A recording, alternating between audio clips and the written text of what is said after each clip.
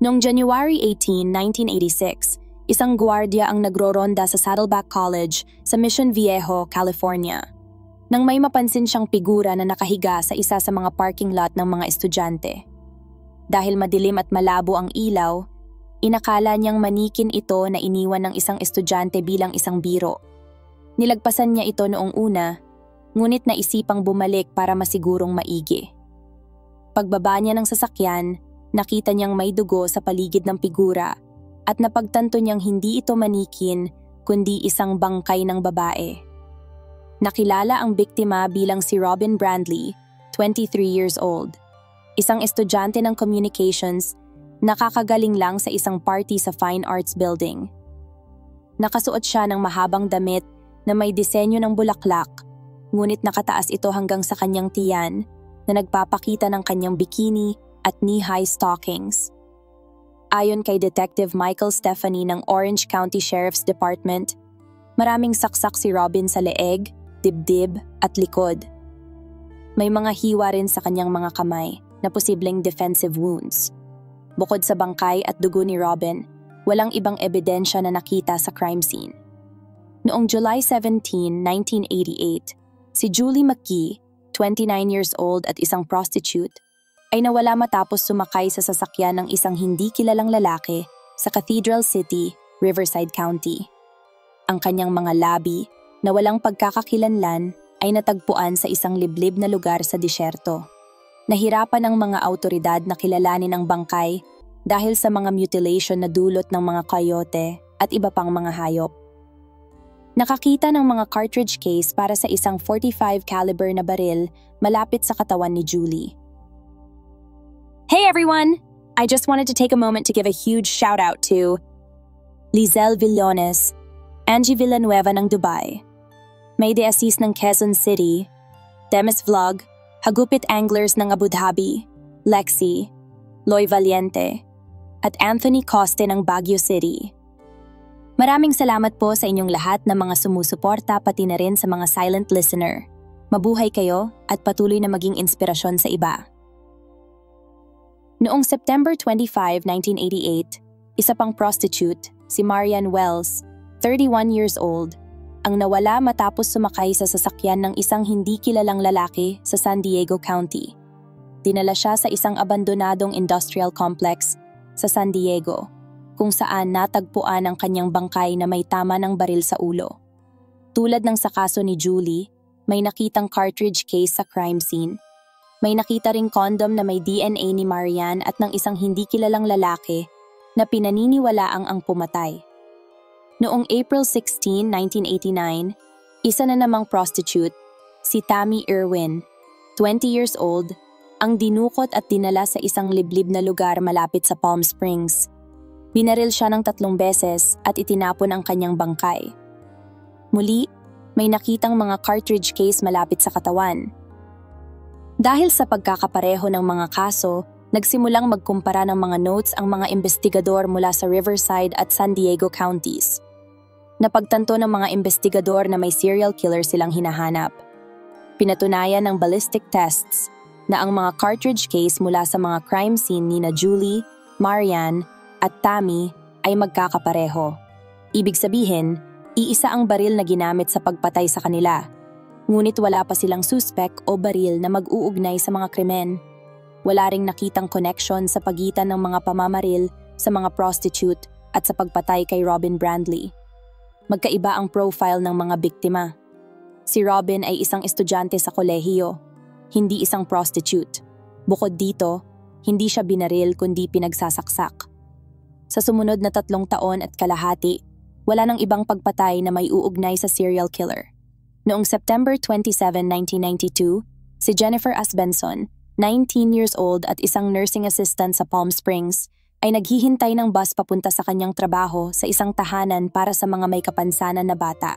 Nang bumalik siya sa bus stop matapos bumili sa isang tindahan, nakita niyang nakaalis na ang huling bus. Nataranta siya dahil wala na siyang masasakyan papunta sa trabaho. Maya-maya, may isang lalaking tumigil gamit ang kotse at nag-alok na ihatid siya. Mukhang mabait ang lalaki kaya pumayag si Jennifer. Hindi siya nakaramdam ng takot at naisip niyang mabait at maginoo ang lalaki. Kahit nagparamdam ng motibo ang lalaki, hinatid pa rin niya si Jennifer sa trabaho. Kinabukasan, pagkatapos ng shift ni Jennifer, naghihintay ang lalaki sa labas ng children's home para ihatid siya pa uwi. Sinabi ni Jennifer sa mga pulis na hindi siya natakot sa lalaki dahil kung may balak itong masama sa kanya, ginawa na sana nito noong nakaraang gabi. Kaya tinanggap niyang muli ang imbitasyon sumakay, subalit sa loob ng kotse ay iba na ang pagkakataon. Tinutukan siya ng kutsilyo sa kanyang lalamunan at dinala siya sa disyerto at itinali ang kanyang mga kamay sa likuran. Hiniwa ang kanyang damit at ipinasok ang kanyang underwear sa kanyang bibig, pagkatapos sinubukang makipagtalik. Nang sinubukan niyang manlaban, ay sinakal siya hanggang sa siya ay mahimatay. Nang siya ay magkamalay, binuksan ng lalaki ang pinto ng kotse at sinabihan siyang bumaba, ngunit hinila siya sa pamamagitan ng paghatak sa kanyang buhok. Pinilit siyang pumasok sa trunk ng kotse at umalis. Sigurado siyang mamamatay siya habang desperadong hinahanap kung paano mabubuksan ang trunk. Nang makakita ng pagkakataon, tumalon siya palabas ng sasakyan at tumakbo sa kalsada, ngunit walang humintong sasakyan para tulungan siya. Sa isang matapang na hakbang, pinilit niyang huminto ang isang truck ng mga Marines sa pamamagitan ng pagharang sa daraanan nito. Ang 2 Marine sa loob ay tumulong sa kanya, dahilan para tumakas ang dumukot sa kanya. Sinigurado nilang ligtas siya at inireport niya ang nakakatakot na pangyayari sa pulisya. Makalipas ang mahigit 2 taon, noong March 11, 1995, sa Palm Springs area, muling umatake ang parehong serial killer na hindi pa rin nakikilala. Si Denise Maney, isang 32 years old na prostitute mula sa Riverside County, ay kinuha mula sa kalye at dinala sa isang liblib na lugar sa disyerto. Ayon sa mga notes ng pulisya, natagpuan ang hubad na katawan na ang mga kamay ay nakatali sa likuran at sa kahinalay. Matapos ang masamang gawain ay binaril siya sa ulo gamit ang .45 caliber. Kinuha ng killer ang kanyang mga damit at iniwan ang kanyang katawan sa disyerto. Noong April 14, 1996, sa Cook County, Illinois, isang prostitute na nagngangalang Laura Ulaki ang sinundo at dinala sa Wolf Lake area.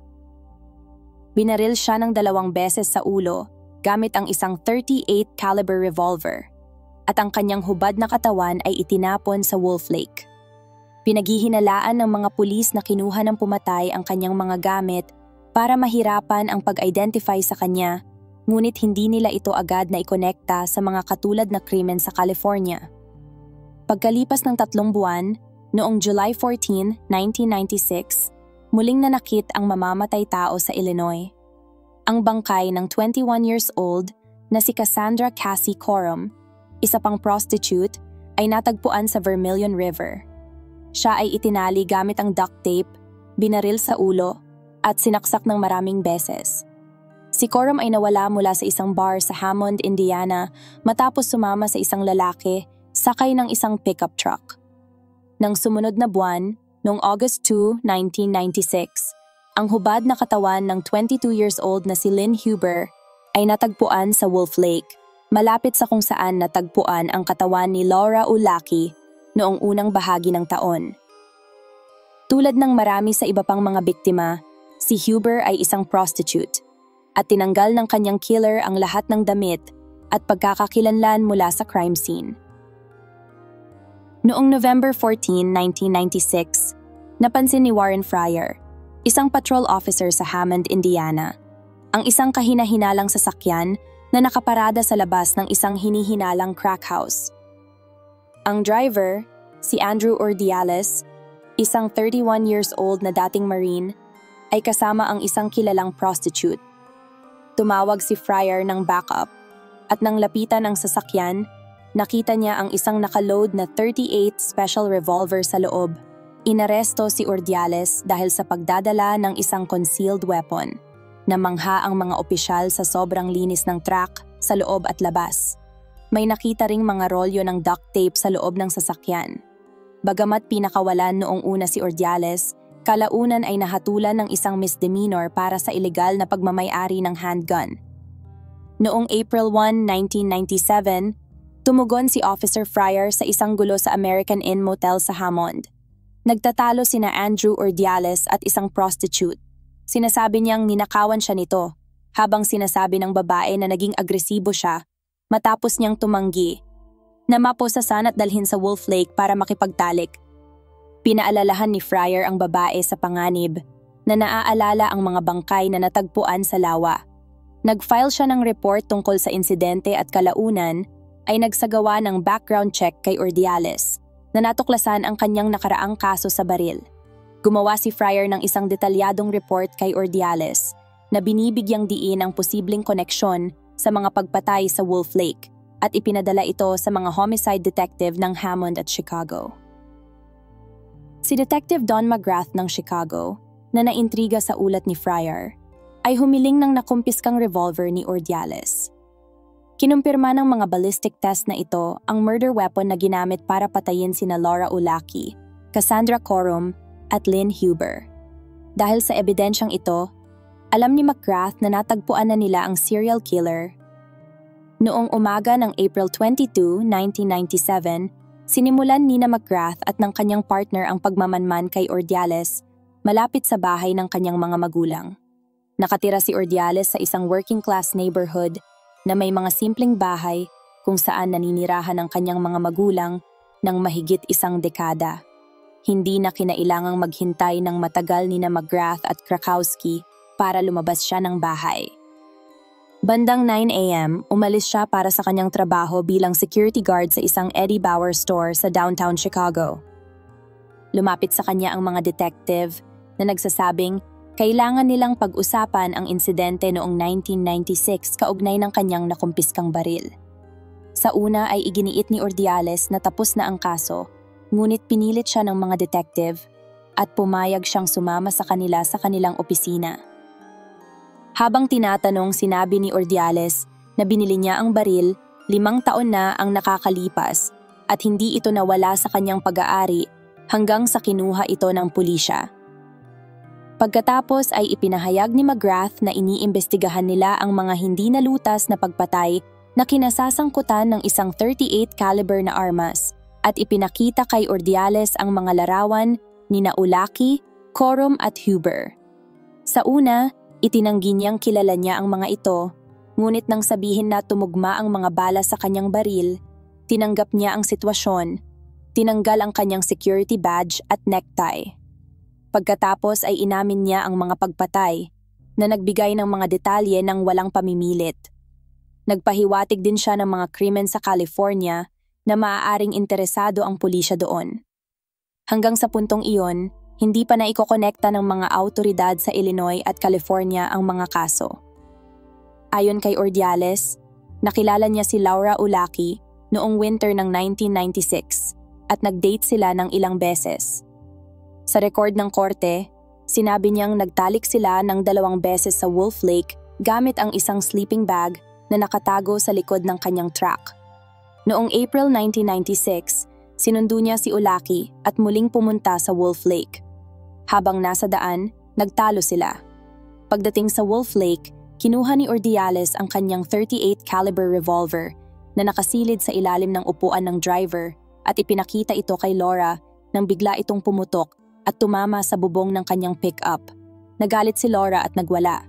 Sinabi ni Ordiales sa mga pulis na tinangka ni Laura na agawin ang baril at nabali ang kanyang kaliwang hintuturo sa pakikipag-agawan. Dahil hindi niya makontrol ang sitwasyon, tumalon si Laura palabas ng truck at tumakbo. Hinabol siya ni Ordiales at nagpaputok ng ilang beses sa direksyon ni Laura. Nang matumba ito, patay na siya ng lapitan ni Ordiales. Doon niya napagdesisyonang itapon ang katawan sa ilog. Bago itapon, hinubaran muna niya ito at kinuha ang mga damit.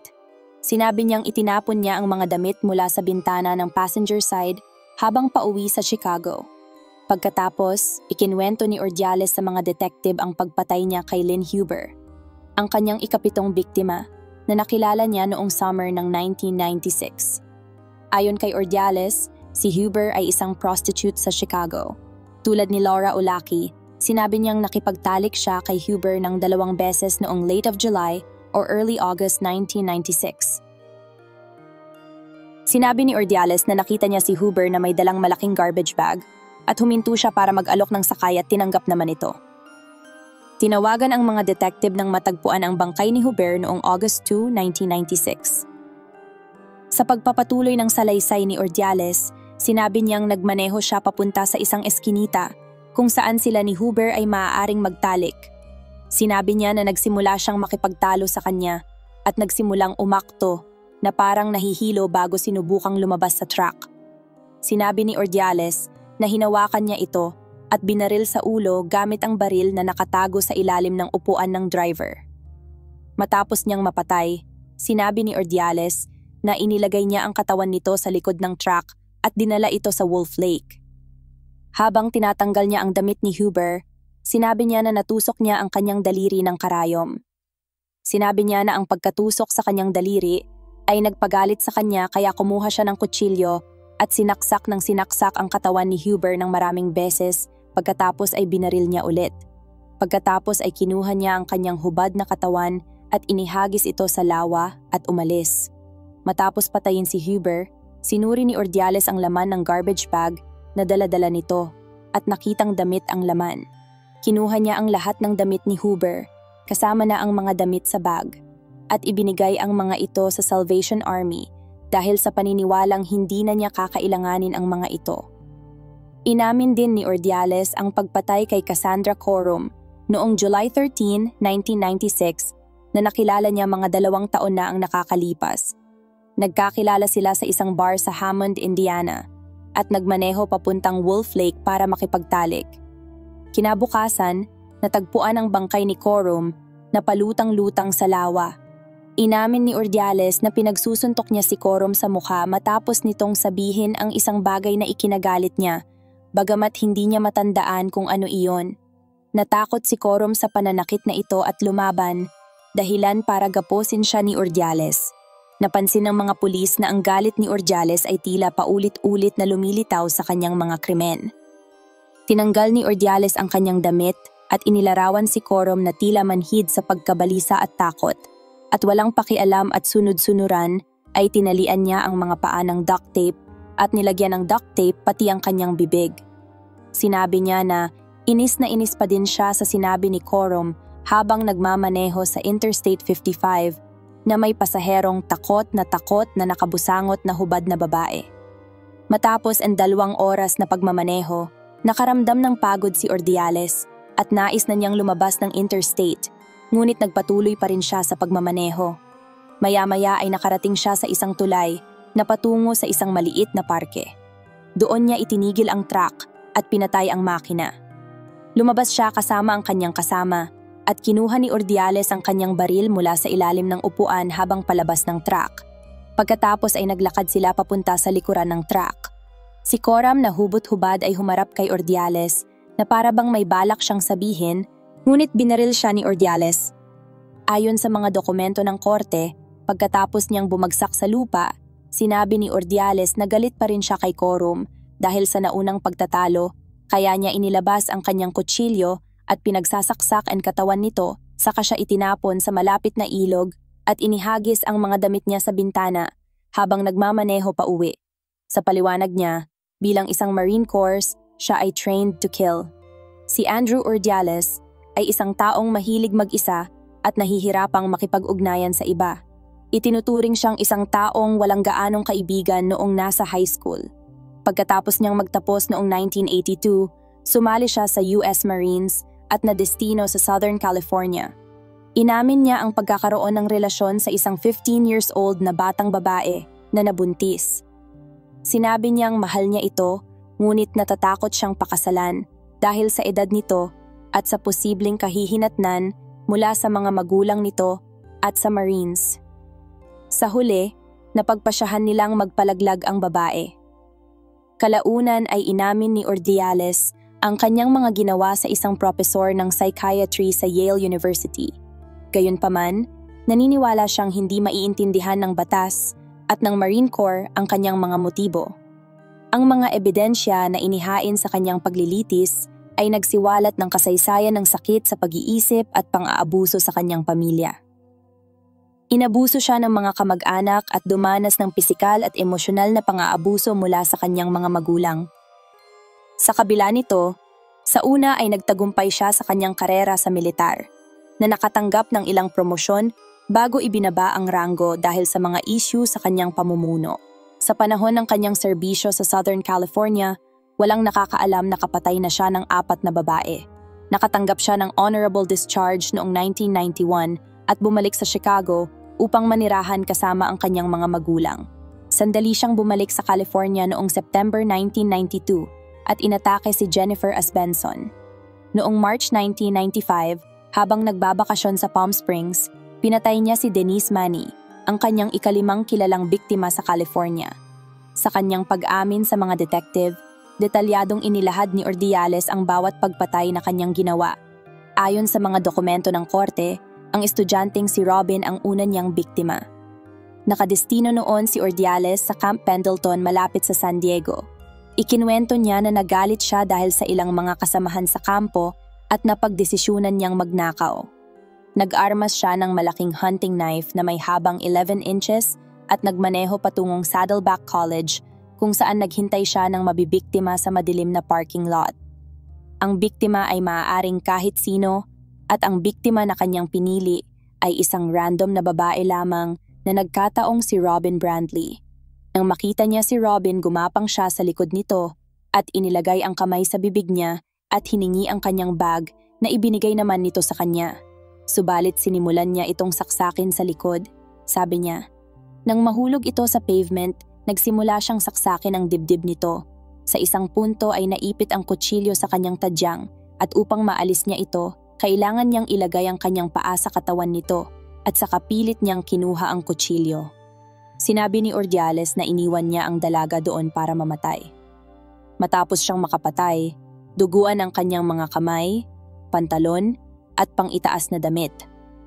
Alam niyang kailangan niyang makabalik sa kampo nang hindi napapansin. Pinahid niya ang grasa mula sa makina ng kanyang sasakyan sa kanyang mga kamay para itago ang dugo. Sinabi niya sa mga pulis sa entrance ng kampo na nasiraan siya ng sasakyan at kinailangan niyang kumpunihin ito. Inamin din ni Ordiales sa mga detective na pagkatapos, pumunta siya sa Hollywood at nakipagtalik sa isang babaeng bayaran. Dala niya ang parehong kutsilyo na ginamit niya para patayin si Brandley. Maswerte raw ang babaeng iyon ayon sa mga record ng korte na nagdedetalye ng kanyang pag-amin. Sinabi rin ni Ordiales na pinatay niya si Julie McGee, 29 years old, noong July 17, 1988, sa Cathedral City, California, malapit sa Palm Springs. Ito ang pangalawa niyang biktima. Kinuha niya raw si McGee sa isang lugar na dinadayo ng mga babaeng bayaran at dinala sa isang liblib na construction site sa disyerto kung saan sila nagtalik.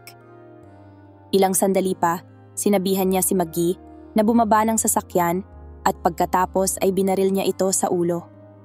Inamin niyang wala siyang naramdaman matapos gawin ang pagpatay at nagkomento tungkol sa katahimikan at kapayapaan ng disyerto kung saan niya binaril si McGee.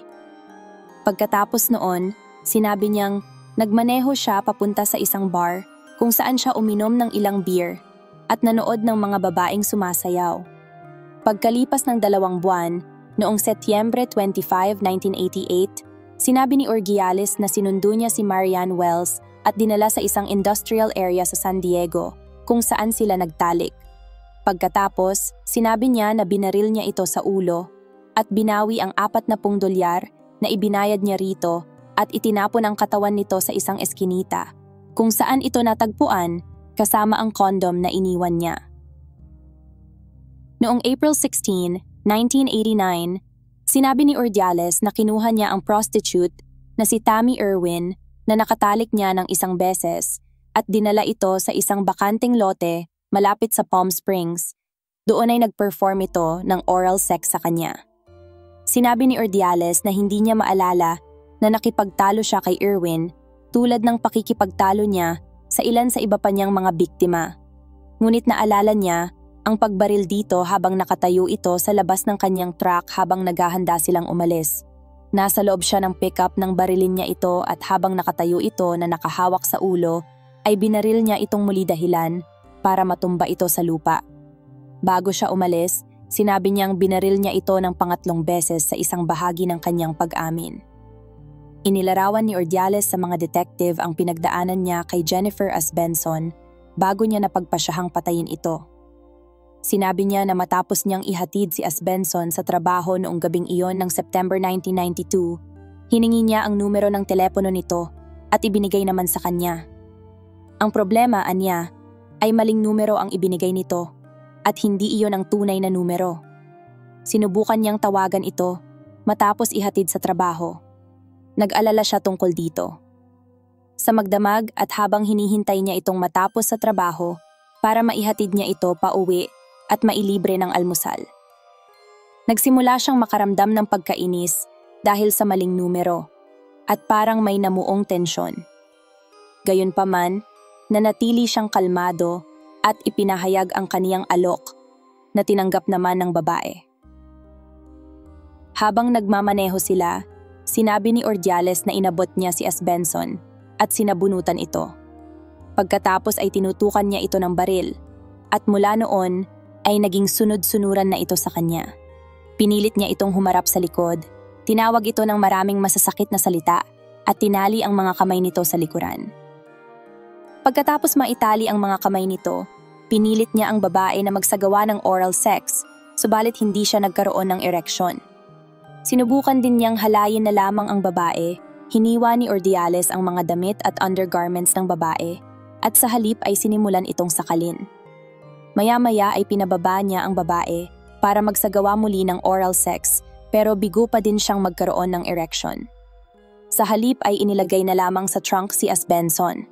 Nang makatakas si Asbenson, sinabi niyang una niyang naisip ay barilin siya, ngunit nagmaneho na lamang siya palayo dahil sa presensya ng napakaraming sasakyan sa daan. Sinabi ni Ordiales sa mga detective na hindi niya alam kung may ibang tao na pumick up sa kanya at tinapos ang sinimulan niya. Sa kaibahan ng bersyon ni Ordiales, nagpatotoo si Asbenson sa korte na nagtagumpay si Ordiales sa kanyang pagtatangkang makipagtalik nang walang pahintulot matapos hiwain ang kanyang mga damit. 3 taon pagkatapos ng pagkidnap at pagtatangkang pagpatay kay Jennifer. Ayon sa mga dokumento sa korte, bumalik si Ordiales sa Palm Springs para sa isang bakasyon noong March 1995 at kinuha ang prostitute na si Denise Maney sa parehong lugar kung saan niya dati kinuha sina Maggie at Erwin. Inilarawan niya kung paano niya dinala si Maney papunta sa disyerto at kalaunan ay lumiko sa isang liblib na daan kung saan siya huminto at inutusan siyang hubarin ang kanyang damit at isagawa ang oral sex sa kanya. Pagkatapos mapagod sa oral sex, sinunggaban niya si Maney sa kanyang buhok at pinilit na pumunta sa harap ng kotse at humiga sa lupa. Pagkatapos ay inabuso niya si Maney. Matapos mapagod sa pang-aabuso kay Maney, pinilit niyang maglakad ito sa disyerto sa binaril sa bibig. Sumakay siya ulit sa kotse niya at nagsimulang magmaneho palayo, pero huminto at bumalik kung saan nakahiga si Maney na naghihingalo. Inilabas ang kutsilyo at bumalik sa kung saan siya nakahiga at pinagsasaksak. Inamin ni Ordiales ang lahat ng 8 pagpatay. Sinuportahan naman ng mga sumunod na pagsusuri sa laboratorio ang kanyang pag-amin at ang kanyang kaugnayan sa pagpatay kina Uliaki, Corum at Huber. Sa pakikipagtulungan ng pulisya ng California, sinimulan ng mga ahensya ng tagapagpatupad ng batas sa Illinois ang pagbabalangkas ng akusasyon. Wala raw makatwirang motibo si Ordiales at sinabi niyang nainis siya ng magmakaawa ang mga babae para sa kanilang buhay. Noong April 29, 1997, isang akusasyon ang isinampalaban kay Ordiales. Gayunpaman, naantala ng mga legal at politikal na debat ang pagbubukas ng paglilitis sa loob ng 4 na taon. Ang tanong ay kung dapat ba siyang parusahan ng kamatayan. Noong panahong iyon sa Illinois, mayroong diskasyon kung dapat bang tuluyang alisin ang parusang kamatayan. Noong April 30, 2001, nagpasya ang taga-usig na hilingin ang parusang kamatayan. Binuksan ang paglilitis kay Ordiales para sa pagpatay kina Uliaki at Huber noong April 8, 2002. Siya ay napatunayang nagkasala sa 2 pagpatay noong May 23, 2002 at hinatulan ng kamatayan pagkalipas ng 7 araw noong May 30, 2002. Ang kaso ni Ordiales ay naging isang mainit na issue sa politika sa loob ng maikling panahon. Matapos ang isang pag-aaral ng Northwestern University na nagpapakita na may mga bilanggo sa death row na inosente at hindi na maaaring kilalanin ng hukuman ang kanilang pagiging inosente, ipinasya ng nooy gobernador ng Illinois na si George Ryan noong January 11, 2003, na ang lahat ng 167 na taong nasentensyahan ng kamatayan sa Illinois noong panahong iyon ay bababa ang sentensya sa habambuhay na pagkabilanggo. Kasama si Ordiales sa mga ito. Kaya naman, ang kanyang unang sentensya ng kamatayan ay nagbago. Kasunod nito, naghanda ang prosekusyon ng isang akusasyon para sa kaso ng pagpatay kay Cassandra Corum na hindi pa nalulutas. Binuksan ang proseso noong April 24, 2004. Binago ni Ordiales sa panghihikayat ng abogado na si Stephen Richards ang kaniyang taktika, umamin ng pagkakasala ngunit sinabing may sakit siya sa pag-iisip. Gayunpaman, muling hinatulan ng kamatayan ni Presiding Judge Harold Frobish si Ordiales noong May 10, 2004. Ang sentensya ng kamatayan na ito, ang pangalawa kay Ordiales, ay nabago sa habambuhay na pagkabilanggo noong March 2011 nang pirmahan ni Gobernador Pat Quinn ang batas na nag-aalis ng parusang kamatayan sa Illinois. Ilang oras matapos magdesisyon si Illinois Governor Quinn na bawasan ang sentensya ni Ordiales sa nasabing estado, hinangad ng mga taga-usig sa Orange County, California na i-extradite si Ordiales upang litisin sa California para sa pagpatay sa 5 babae noong 1980s noong naka-estasyon siya sa Marine Corps Base Camp Pendleton at pagkatapos niyang ma-discharge sa militar. Noong May 23, 2018, si Ordiales ay nahatulan sa pagpatay sa 5 babae sa Southern California. Noong November 2, 2018, bandang 11:15 p.m., natagpuan ang 54 years old na si Ordiales sa kanyang selda sa San Quentin State Prison na wala ng buhay. Nag-iisa siya sa kanyang selda at sinabi ng mga opisyal ng bilangguan na ang sanhi ng kanyang pagkamatay ay pagbigti. Hey everyone, this is another set of shoutouts. Advance happy birthday kay Reijene Kodama ng Japan, Mary Joy Barosa, Jillian Diaz, Bembol Panganiban ng Lipa City, Batangas, Marlon Reyes ng Pangasinan lalo na sa Lopez family, Nita Castañeda, Rosemary Biagtan at Evangelina Tanfrom ng Sweden. Thank you all. Until the next video.